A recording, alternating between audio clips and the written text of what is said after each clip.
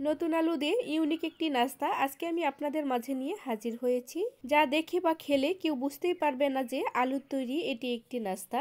Hello everyone, আসসালামু আলাইকুম, welcome back to my channel ঘরোয়া রন্ধনশালা। সব সময় আপনাদের মাঝে ঘরে থাকা উপকরণ দিয়ে ইউনিক নাস্তা রেসিপি শেয়ার করার চেষ্টা করি, তেমনি ভীষণ ক্রিস্পি একটি নাস্তা আজকে আমি আপনাদের মাঝে নিয়ে হাজির হয়েছি। আশা করছি আজকের রেসিপিটি আপনাদের খুব ভালো লাগবে। আর প্লিজ বন্ধুরা, ভিডিওটি দেখার শুরুতে লাইক দিয়ে দেখা শুরু করুন। নাস্তা তৈরির জন্য এখানে আমি 4 পিস আলু খোসা ছাড়িয়ে নিয়েছি। এখন ছোট ছোট করে কেটে নিব। এগুলো সেদ্ধ করে নেব, এই জন্য ছোট করে কেটে নিচ্ছি যাতে করে তাড়াতাড়ি সেদ্ধ হয়ে যায়। আলুগুলোকে কিন্তু আমি আগে থেকে খোসা ছাড়িয়ে খুব ভালোভাবে ধুয়ে নিয়েছি। এখন এভাবে কেটে সেদ্ধ বসিয়ে দেব। একদম সহজ এই রেসিপিটি বানানো, আপনারা দেখলে অবশ্যই বুঝতে পারবেন। প্রথম থেকে শেষ পর্যন্ত কিন্তু অবশ্যই দেখার চেষ্টা করবেন, কেটে কেটে কেউ দেখবেন না প্লিজ, তাহলে এত সুন্দর একটি নাস্তা রেসিপি মিস করে যাবেন। একটা কড়াই পরিমাণ মতো পানি দিয়ে আলুগুলো দিয়ে দিলাম। এখন ঢাকনা দিয়ে ঢেকে 10 মিনিট অপেক্ষা করব। 10 মিনিট পর ঢাকনা খুলে দিলাম। আলুগুলো কিন্তু আমার সেদ্ধ হয়ে গিয়েছে। এখন একটা ছাঁকনি দিয়ে আলুগুলো উঠিয়ে নেব।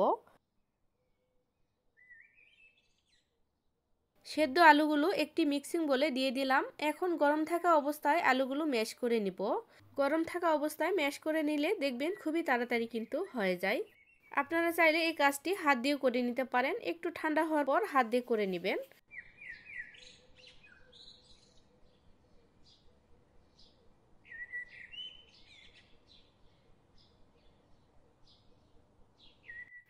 আলুগুলোকে কিন্তু আমি খুব ভালোভাবে ম্যাশ করে নিয়েছি, দেখুন খুব ভালোভাবে ম্যাশ হয়ে গিয়েছে। এখন এর মধ্যে অ্যাড করে দিব হাফ কাপের মতো কর্নফ্লাওয়ার।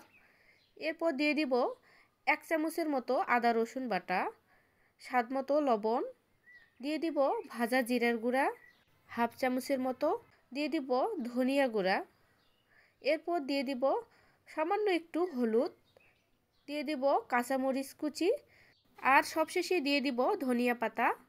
আর ধনিয়া পাতা দেওয়ার চেষ্টা করবেন, এতে করে টেস্ট ভালো আসে। এখন হাত দিয়ে খুব ভালোভাবে সবগুলো উপকরণ মিশিয়ে নেব।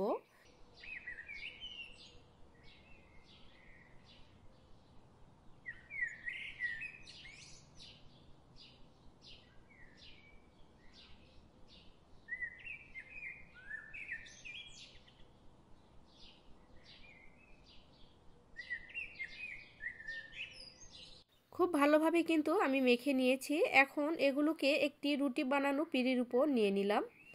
এখন হাত দিয়ে একটু ভালোভাবে আরও একটু মেখে নিতে হবে। কিছুক্ষণ মেখে নেওয়ার পর এখন একটু লম্বাটে করে চারকোনা শেপ দিয়ে নিব। আপনাদেরকে এখানে সম্পূর্ণ দেখে বুঝে নিতে হবে আমি কিভাবে দিয়ে নিচ্ছি, বলার কিছু নেই।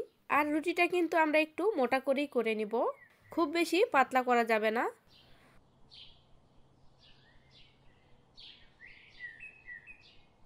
এভাবে শেপ দিয়ে নিলাম। এখন একটা ছুরি দিয়ে আবারও এভাবে কেটে নেব। দেখুন আমি কিভাবে কেটে নিচ্ছি। প্রথমে চ্যাপ্টা করে কেটে নিয়ে তারপর লম্বাটে করে এভাবে কেটে নিলাম। দেখুন কত সহজভাবে কিন্তু আমি একটা নাস্তার শেপ দিয়ে নিলাম। হাত দিয়ে একটু এরকম চারপাশে চেপে দিলে দেখতে আরও সুন্দর হবে। দেখুন কত সহজেই কিন্তু আমি একটা নাস্তার শেপ দিয়ে নিলাম। এভাবে সবগুলো আমি একটা বাটিতে উঠিয়ে নেব।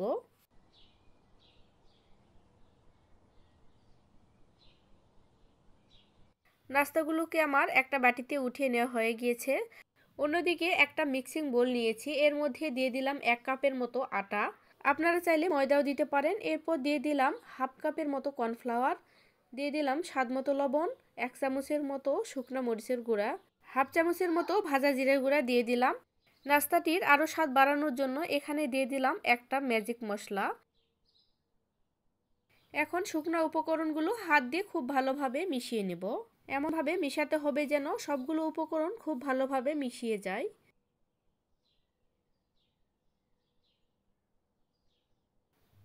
ভালোভাবে মিশিয়ে নিয়ে অল্প অল্প করে পানি দিয়ে আমি যেভাবে হাত দিয়ে নাড়তেছি, আপনারা কিন্তু অবশ্যই খেয়াল করলে বুঝতে পারবেন আমি কিভাবে নেড়ে নিচ্ছি। একবারে কিন্তু বেশি করে পানি দেওয়া যাবে না, আমার মতো এরকম অল্প অল্প করে পানি দিয়ে অনবরত এভাবে হাত দিয়ে নেড়ে চেড়ে দিতে হবে। এতে করে দেখবেন ময়দা থেকে অনেক লেয়ার তৈরি হয়ে যাচ্ছে। এরকম সামান্য একটু করে 3 থেকে 4 বার পানি দিয়ে দিয়ে এভাবে লেয়ারগুলো তৈরি করে নিতে হবে। আপনারা অবশ্যই বুঝতে পেরেছেন আমি কিভাবে তৈরি করে নিচ্ছি।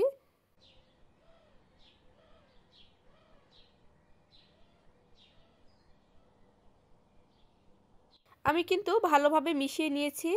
এরপর একটি চালনির মধ্যে উঠিয়ে নিব।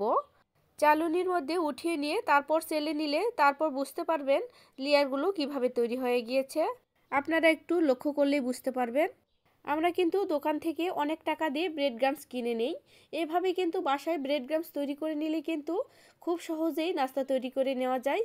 খেতেও অনেক বেশি মজাদার। এগুলো দিয়ে তৈরি করে নিলে অনেকটা কুরমুরে এবং মুসমুসে হয়ে থাকে নাস্তাগুলো। চালনি দিয়ে আমি খুব ভালোভাবে চেলে নিয়েছি। দেখুন আমরা কিন্তু অনেকটা পরিমাণ লেয়ার তৈরি করে নিতে পেরেছি। এখন একটি বাটিতে ঢেলে নেব। অন্যদিকে চালনি দিয়ে চেলে রাখা অবশিষ্ট ময়দাগুলো কিন্তু ফেলে দিব না, এগুলো দিয়ে একটা ব্যাটার তৈরি করে নেব। এই জন্য অল্প অল্প করে পানি দিয়ে একটা ঘনত্ব ব্যাটার তৈরি করে নেব। হয়ে গেল কিন্তু আমার দুইটা আইটেমই। আমি ব্যাটারটি করে নিয়েছি। দেখুন এরকম ঘনত্ব করে ব্যাটার তৈরি করে নিতে হবে। এখন আসল নাস্তা তৈরি করে নেওয়ার পালা।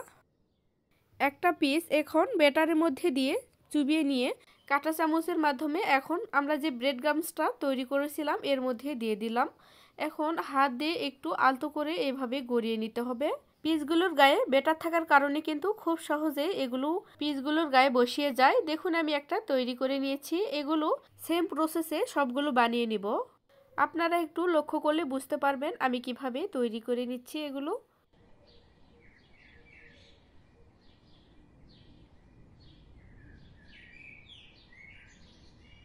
সবগুলো আমি বানিয়ে নিয়েছি। দেখুন এখন এগুলোকে ডিপ ফ্রাই করে নেব।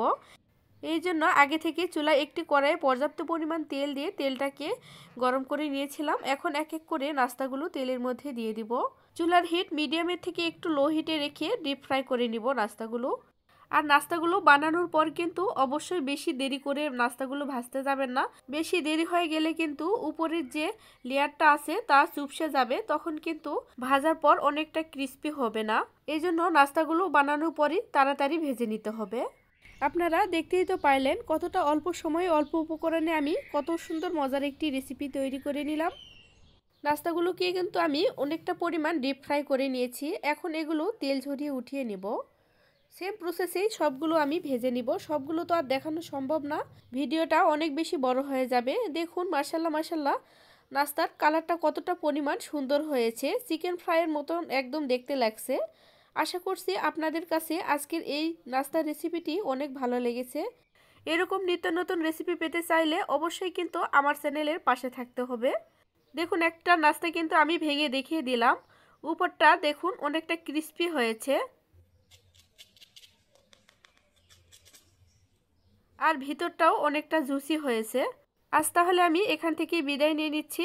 সবাই ভালো থাকবেন, সুস্থ থাকবেন। আল্লাহ হাফেজ। আসসালামু আলাইকুম।